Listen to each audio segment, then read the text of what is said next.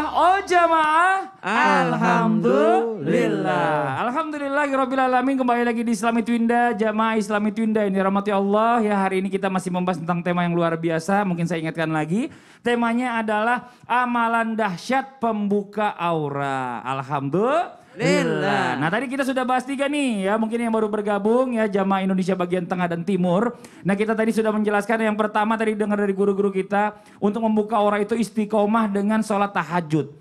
Yang kedua itu istiqomah kalau bisa juga sedekahnya dengan senyuman. Jangan cuma sesekali-sekali doang ya Ustaz ya. Iya benar. Yang ketiga tadi lanjut lagi dari guru kita juga mengatakan menjaga wudhu kita. Nah wudhu kita ini juga wudhunya yang benar ya. Jangan cuma yang asal-asalan doang. Gimana mau bersih gitu, gimana mau keluar terpancar auranya. Orang bersih juga enggak gitu sekalian. Ya Allah ya Rabbi. Nah sekarang kita lanjut lagi nih ya. Tadi Ustaz Alisa masih gantung bicara masalah tentang amalan yang keempat yang katanya berkaitan dengan makanan. Wah, makanan apa sih kalau boleh kita tahu? Mohon izin dijelaskan. Baik, dibuka lagi saya maskernya. Boleh silakan. Baik, izin Sasha, Bapak Usman, Bapak Fadli. Jamaah! Yeay! Jamaah! Yeay! Amalan-amalan yang sudah dipaparkan oleh guru-guru kita tadi, apabila diamalkan dengan istiqomah, maka dapat membentengi diri kita daripada hal-hal yang buruk. Orang yang tidak mempunyai amalan istiqomah dilakukan, maka ia akan mudah terpengaruh. Lagi diet ketat, tahu-tahu ada tukang cilok lewat. Ya Allah, pakai jajan cilok, padahal itu timbangan ke kanan mulu. Dari Abdullah bin Ja'far qala ra'aitun Nabi sallallahu alaihi wasallam ya'kul rutab bil kisah. Dari Abdullah bin Ja'far berkata bahwa ia melihat baginda Nabi Muhammad sallallahu alaihi wasallam ya'kul rutab bil kisah. Apa itu? Memakan kurma basah dengan mentimun. Ternyata ini pun menjadi tips kecantikan bagi Sayyidatuna Aisyah radhiyallahu an. Ia berkata, ibuku mengobatiku ketika akan mempertemukanku dengan baginda Nabi Muhammad SAW, tapi tidak berhasil. Sehingga aku memakan rutab dengan kisah, buah kurma basah dengan mentimun. Ibnu Qayyim dalam kitabnya Tibun Nabawi mengatakan, ternyata mengkonsumsi 2 buah tersebut adalah cikal bakal terjadinya atau terbentuknya daya tahan tubuh kita yang menjadi kuat. Masya Allah. Ada lagi di tengah kalangan kita nih Bang Fadli yang melakukan ritual puasa mutih. Artinya dia berbuka puasa dengan nasi dan air putih. Ya, mungkin itu sebagai paham tirakat untuk tercapainya sebuah hajat. Contoh mungkin orang tua bertirakat untuk anaknya biar jadi sukses. Atau seorang santri bertirakat agar jadi kiai. Walaupun tidak ada dalam ajaran agama Islam untuk memakan yang berwarna ini, itu dan lain sebagainya. Dan sah-sah saja, mungkin saja orang yang lagi puasa mutih, apalagi ia ahli ibadah, lagi ngikutin saran dokter Bang Fadli. Gak boleh makan yang berminyak-minyak kayak kompor, patromak, Iya, gak boleh ditelan dimakan. bisa masuk rumah sakit kalau itu. Iya benar. Dan yang dikatakan haram apabila ada orang yang melakukan puasa yang namanya mati geni. Apa tuh mati geni? Apaan tuh? Puasa 3 hari berturut-turut dia gak batalin. Nah, jelas dalam Islam tidak ada puasa yang tanpa dibatalkan. Ya, intinya makanlah makanan yang halal. Mencari harta untuk dibelanjakannya pun dengan cara yang halal. Sebagaimana Allah Subhanahu Wa Taala sudah mengingatkan kepada kita. A'udzubillahi minasyaitonirrajim. Ya ayyuhan nasu kulu mimma fil ardi halalan thayyiban wa la tattabi'u khutuwatis syaitan innahu lakum aduwwun mubin.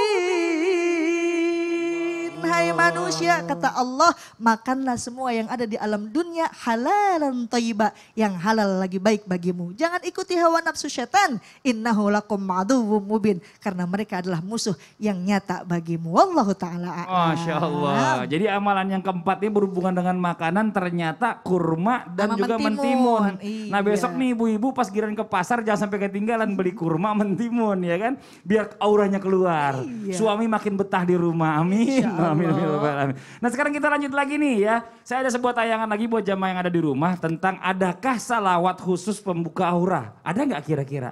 Kita lihat tayangan yang berikut ini aja. Jadi untuk amalannya tidak usah dicatat, saya sebutkan langsung dihafalkan dan langsung dikerjakan. Berikut salawatnya. Bismillahirrahmanirrahim.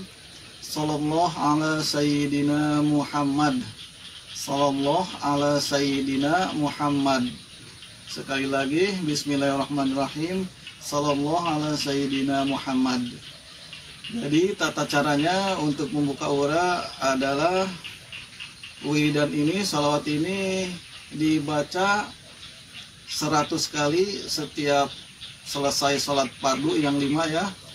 Dan 300 kali setelah sholat malam. Iya, coba sekarang kita tanya sama Ustadz Syam nih. Bicara masalah tentang keterkaitan dengan video tadi nih Ustadz Syam. Ada yang bilang memang pernah juga ke saya ngajari kalau bisa Mas Fadli ya untuk membuka aura juga biar positif wajahnya, auranya itu sering-sering baca sholawat. Kalau bisa baca sholawat 100 kali atau mungkin sampai 300 kali tadi setiap habis sholat. Nah ini bagaimana kalau kita bicara menurut pendapat Islam nih? Mohon izin Ustaz Syam, tafadhol. Baik, Habib guruku, Habib Utsman, Ustaz Aliza, Mas Fadli, serta guru-guru kami dimuliakan Allah Subhanahu wa taala. Bismillahirrahmanirrahim. Innallaha wa malaikatahu yusalluna 'alan nabi ya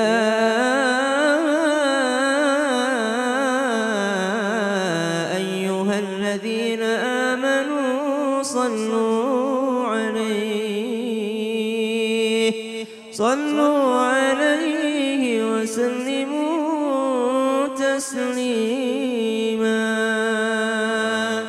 Allah Subhanahu wa taala berfirman dalam Al-Qur'an, sungguh Allah dan para malaikatnya bersalawat ke atas Nabi. Jadi kalau salat itu disuruh kita salat. Zakat kita disuruh zakat. Wa aqimus shalah wa atuz zakah. Puasa disuruh kita puasa. Kutiba alaikumus shiyam. Haji disuruh kita haji. Wa atimul hajja wal umrata lillah. Perintah ibadah itu diperintahkan sama Allah Subhanahu wa taala. Tapi salawat kata Allah, Allah sendiri, para malaikat itu bersalawat kepada Nabi. Baru setelah itu diperintahkan kita, wahai orang beriman, bersolawatlah ke atas Nabi. Subhanallah, satu-satunya perintah yang Allah sendiri lakukan itu adalah perintah solawat ke atas Nabi Sallallahu Alaihi Wasallam. Maka jikalau ditanyakan apakah mengamalkan solawat untuk mencerahkan boleh, mencerahkan wajah itu boleh, boleh-boleh saja. Yang penting niatnya tulus, ikhlas karena ingin mengirimkan solawat ke atas Nabi dan ingin dibalas oleh Allah Subhanahu wa taala. Jadi setiap mengingat Nabi bukan hanya mengingat salawatnya untuk mencerahkan wajah, tapi mengingat bagaimana akhlak baginda Nabi Sallallahu Alaihi Wasallam sehingga semua orang merasa bahagia terhadap atas baginda Nabi Sallallahu Alaihi Wasallam. Nabi Sallallahu Alaihi Wasallam mengingatkan berwajah bahagia di hadapan saudaramu seperti yang dijelaskan oleh guru kita Ustaz Zaliza tadi. Maka mengingat akhlak Rasulullah Sallallahu Alaihi Wasallam. Adakah lafaz bacaan tertentu salawat? Jadi salawat itu banyak. Tadi yang dijelaskan dalam video, sallallahu alaihi sayyidina Muhammad, itu adalah salawat sesingkat-singkatnya. Atau dalam redaksi yang sallallahu alaihi Muhammad, itu salawat sesingkat-singkatnya. Salawat yang sangat kuat dalilnya, salawat yang kita baca dalam tahiyat.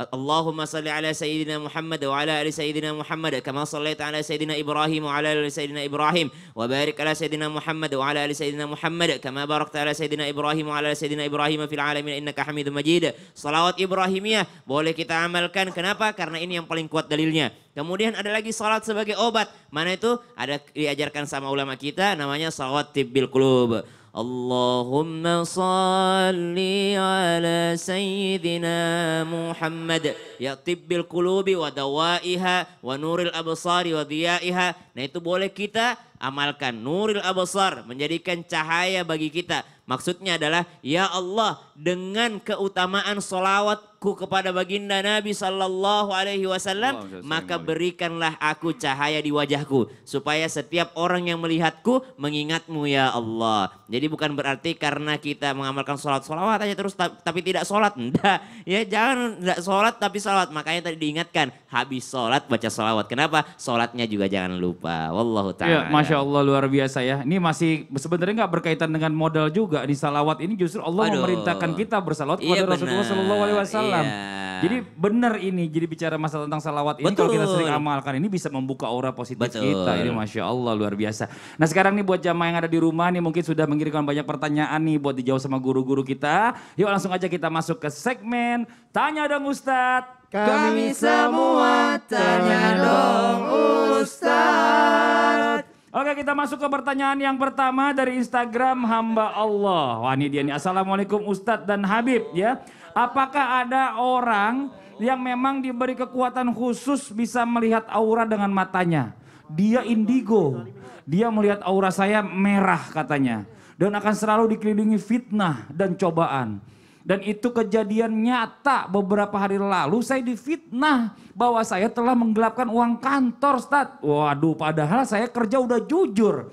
Apa memang aura saya ini yang buruk ya Ustadz? Wah ini Habib Usman aja yang jawab deh nih. Berat nih kayaknya nih gara-gara dilihat orang di Terawak nih kayaknya waduh auranya merah nih. Ente auranya putih nih. Oh alhamdulillah. Pecinya ada putih-putihnya mungkin kali ya enggak. Oh enggak itu refleksi dari Habib. Silakan Habib dijawab Habib. Bismillahirrahmanirrahim. Allahumma sholli ala Sayyidina Muhammad wa ala ali Sayyidina Muhammad. Anak indigo siapapun dia adalah manusia biasa. Ingat. Dan tidak melampaui ataupun menyamai kekuatan, pandangan, penglihatan Nabi besar Muhammad SAW atau nabi-nabi yang lain.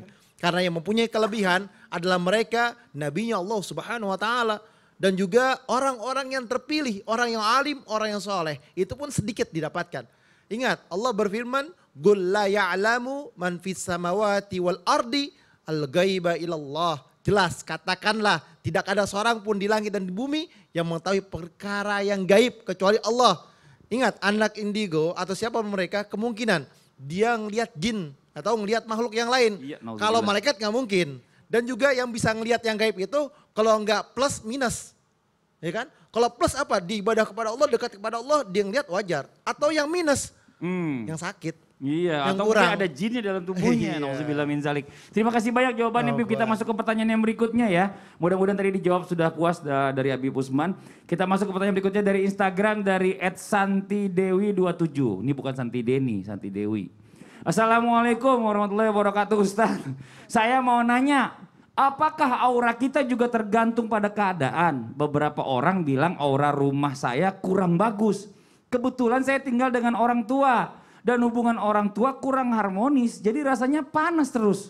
Pingin saya sih tinggal sendiri di rumah saya, namun melihat orang tua sudah tua nggak tega. Tapi dengan melihat orang tua macam perang dingin, jadi nggak betah juga bikin bad mood. Gimana ya Ustadz menyikapinya? Ustadz Syam, dijawab nih, kan udah berkeluarga Ustadz Syam kan?